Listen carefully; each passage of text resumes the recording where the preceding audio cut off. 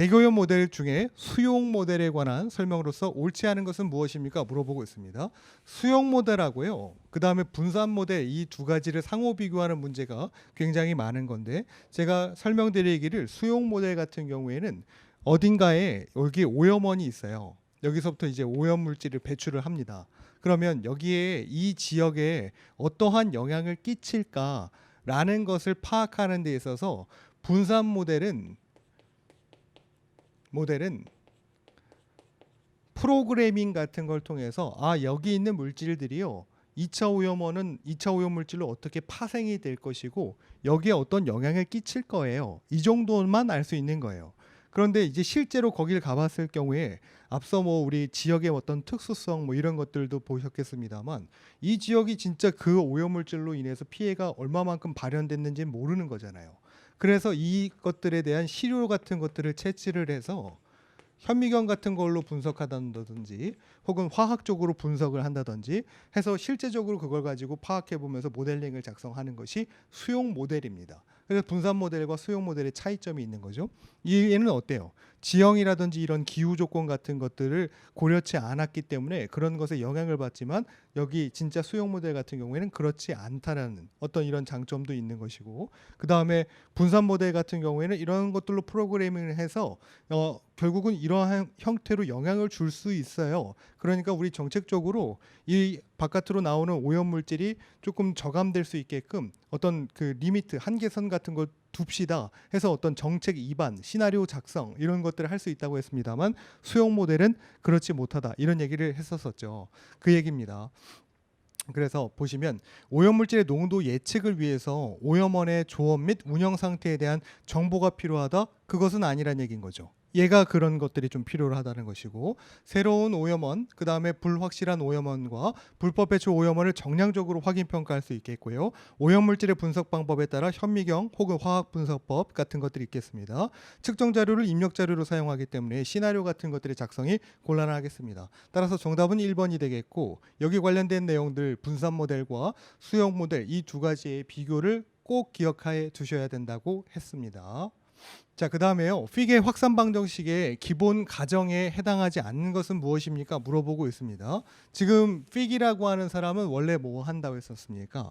만약에 이제 어떤 공간 내에 물이 담겨져 있는데 내가 잉크를 거기 안에다가 잠깐 넣어 놓으면 그 잉크가 확산이 될 또 아니에요. 그 잉크의 확산은 결국은 그 농도의 구배에 따라 움직임이 있었을 텐데 그때 결국 이거를 달리 생각해 보면 앞에서 봤던 이러한 오염원에서 어떠한 물질이 이런 식으로 이동을 한다 했을 경우에 이런 일련의 가정 조건에 따른 모델링을 산정을 한 거죠. 그랬을 때 여러 가정 조건이 있는데 시간에 따른 농도의 변화가 없는 상태이고요. 풍속은 변화가 없다고 가정을 했어요. 높이에 따라 반비례해야 한다 이렇게 되어 있으니까 이것도 잘못되어 있는 거죠. 오염물질이 점원에서 이 오염원 자체에서 계속적으로 방출되고 있다고 가정을 한 거고요. 바람에 의한 오염물질의 주 이동 방향은 X축이라고 되어 있어요. X축이라는 하는 것은 여기서부터 배출된 제가 지금 그려드리는 이 방향을 풍하측이자 X축이다 이렇게 얘기합니다. 그런가요? 그 다음에 이렇게 퍼지는 것을 그냥 제가 여러분들한테 그냥 쭉 가면 그게 X축인 거고 양쪽으로도 퍼질 수 있지 않겠습니까? 그걸 이제 Y축 그 다음에 위아래도 퍼질 수 있을 거죠. 그것을 이제 Z축 수직의 어떤 확산이라고 보는 거죠. 그래서 X축으로의 어떤 오염물질이 이동이 된다고 했을 경우에 뭐 주변에 어떤 난류라든지 이런 것들로 인해서 이동이 되고 확산에 의해서 그렇게 될 수 있겠습니다만 뭐에 의한 거 여기서 갑자기 바람이 확 불어요. 바람이 작용해요. 그 바람에 의한 확산 자체가 난류라든지 이런 것들에 의한 것보다 지배적으로 크다. 이러한 어떤 가정 조건을 성립을 해 두었었습니다. 따라서 지금 있는 내용들 중에는 2번 풍속은 일정하다 이렇게 가정을 했었던 거죠. 여기 보시면 오염물은 점 원으로부터 계속적으로 방출된다고 돼 있고요. 풍향, 풍속, 온도, 시간에 따른 어떤 농도의 변화가 없는 정상 상태의 분포를 가정을 했고요. 과정은 안정한 상태로서 시간에 따른 농도의 변화가 없는, 이것이 이제 위에 있는 2번과 부합하는 설명입니다. 바람에 의한 오염물의 주 이동 방향은 X축이고요. 풍속은 X나 Y나 Z 어느 점에서든 일정하다라고 가정을 했습니다. 바람이 부는 방향의 확산은 이류에 의한 이동량에 비해서 무시할 수 있을 정도로 작다 이렇게 되어 있죠. 그러니까 확산에 의해서 X축으로 향하는 어떤 농도의 변화 혹은 이제 그 물질의 이동이라고 하는 것은 이류에 의한 것이 조금 더 크다. 그 다음에 확산에 의한 것은 그거에 무시할 정도로 작다. 이렇게 가정을 했다는 거죠.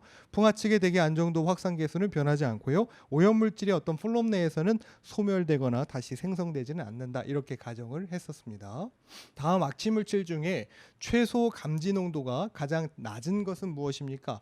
악취물질들이 굉장히 많고요. 그 다음에 그 감지되는 농도에 관련한 것들이 너무 많기 때문에 이것을 다 암기하시기 힘들다고 보고, 저런 어떤 황, 질소 이런 것들이 있을 경우에 악취가 더 많이 납니다. 지금 최소 감지 농도라고 했기 때문에 이 정도의 ppm, 그러니까 이 정도의 농도만 있어도 이거 무슨 냄새야 라고 느낄 수 있을 정도의 지독한 어떤 그런 냄새가 나는 거 뭐냐 이렇게 찾는 거죠. 해서 정답은 황화수소이고요. 이 비교 측면에서 보시자면 암모니아는 0.1 ppm이 최소 감지 농도, 그 다음에 아세톤이나 톨루에는 이 정도예요. 아세톤도 하고 냄새 맡으면 아주 그냥 뭐 시큼한 향, 비슷한 그런 향이 나는데 그게 한 42 ppm 정도 나면 최소로 어디서 아세톤 냄새 난다 이렇게 느낄 수 있다는 거예요. 근데 황화수소 같은 경우에는 0.005 ppm 정도만 돼도 최소로 감지할 수 있는 농도라고 하는 것이기 때문에 굉장히 낮은 것으로 알려져 있죠. 11번입니다. 대표적인 대기오염 물질인 CO2에 관한 설명으로서 옳지 않은 것은 무엇입니까? 대기 중에 있는 CO2는요, 아무래도 이제 식물 같은 경우에 광합성 같은 것들을 하고 하기 때문에 농도의 여름에 감소하고 식물이 잘 없는 겨울에 증가하게 돼 있습니다. 대기 중에 CO2 농도는 북반구가 남반구보다 좀 더 산업단지 같은 것들이 좀 발전되어 있는 곳에서 농도가 높게 측정이 되고요. 대기 중에 CO2는 바다에 많은 양이 흡수됩니다만 식물에게 흡수되는 양보다는 작다 이렇게 되어 있습니다. 만약에 이제 CO2가 발현이 됐다 했을 경우에 50% 정도는 대기 내에 축적이 됩니다. 그러면 나머지 50% 정도만 흡수가 되는데, 이 흡수가 될 때 해수하고 그 다음에 뭐 바다라고 할게요. 그 다음에 식물이 있다고 했을 경우에 얘가 이제 한 30에서 35% 정도.